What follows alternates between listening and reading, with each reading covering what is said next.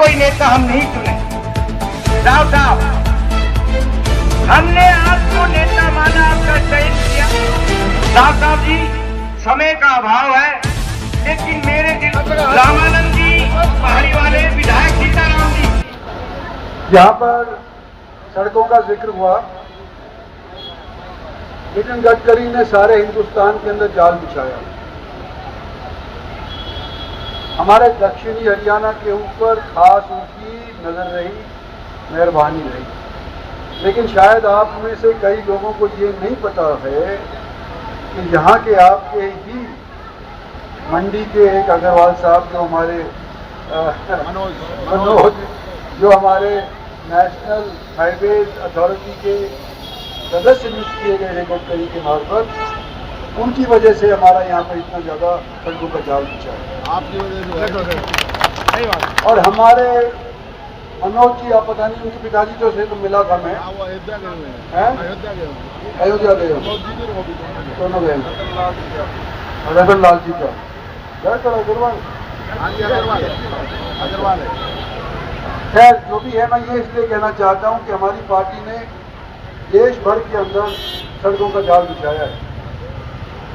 और हमारे दक्षिणी हरियाणा के अंदर तो ऐसा है कि मैं जब दिवाली से चलता हूँ और नारनौल गाँव पर जाता हूँ, मुझे ध्यान ही नहीं रहता कौन सा गांव के अंदर मैं आया हूँ और कौन सा गांव को मैं पार कर गया, पता ही नहीं चलता।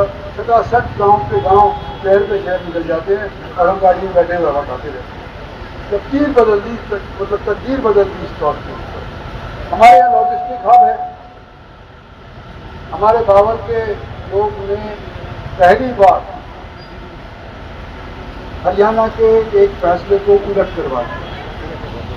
वहाँ पर लॉजिस्टिकल हब बनने जा रहा था भारत सरकार की तरफ से 14 और 19 के बीच के दौरान।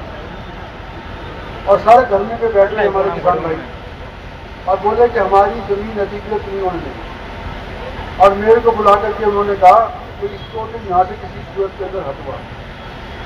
तो मैंने कहा मुझे लिख करके दे दो, बात के अंदर फिर यूँ कहोगे कि तूने हटवाया, मेरे पे इल्जाम लगाओगे। तो मैंने लिख करके ले लिया। और लिखने के बाद जब मैंने वो हटवा दिया, पहली बार हरियाणा सरकार का फैसला 2000 एकड़ का मैंने उलट करवा दिया। और वो जाकर के नांगल चौधरी में हब चला गया। नांगल चौधरी के अंदर जो हब जाने के बाद आसपास के गांव की जितनी भी जमीनें थी, जो व्यापार था वहाँ पे, वो 10 गुना पड़ गया। अब वो रोते कि भाई हमारे यहाँ पावर के अंदर तुमने क्यों नहीं रखा है। और मैं भगवान ने कहा, भगवान का शुक्रगुजार हूँ कि मैंने वो लिखवा करके ले लिया, नहीं तो मैं खुद फंस जाता कि भाई इंद्रजीत ने करवाया। मेरे पास चिट्ठी लिखी हुई सब 25 गाँव की 30 गाँव की कि भाई तुम नहीं करें, बंद करो। तो आज आपके बीच में जो कहता हूँ कि जो मैं कहता हूँ सो मैं करता हूँ। और मेरे को अभी हवाला दे रहे थे जब बोल रहे थे माइक के ऊपर कि मैं यहाँ पर जब सदस्य था लोकसभा का, आप लोगों के सहयोग से जब बना था मैं, तो आपने ये विशेषताएं मेरे अंदर देखी, सो आपने मेरे को चुन करके दिया। पर ये बात हो गई कितनी पुरानी हो गई, 20 साल तो हो ही गए। अब तो नई पीढ़ी 18 साल वाली 20 साल वाली आदमी को वोट देने लायक हो रही है। तो नई पीढ़ी के वास्ते मेरी बेटी आपके बीच के अंदर आएगी और जो मैं वायदे करता था उसके ऊपर खरा उतरता था। मुझे यकीन है कि जो संस्कार मैंने अपनी बेटी को दिए हैं, सो जो आपसे वायदा करेगी वो भी अपने वायदों के ऊपर खरा उतरेगी। कई सालों के बाद इसको टिकट मिली। पहले रेवाड़ी से मांग रहे थे, 2 बार नहीं मिली। इस बार पार्टी की मेहर हुई और अटेली से मिली। मैं कहता हूँ कि वो खुशकिस्मत है कि अटेली से उसको टिकट मिली है।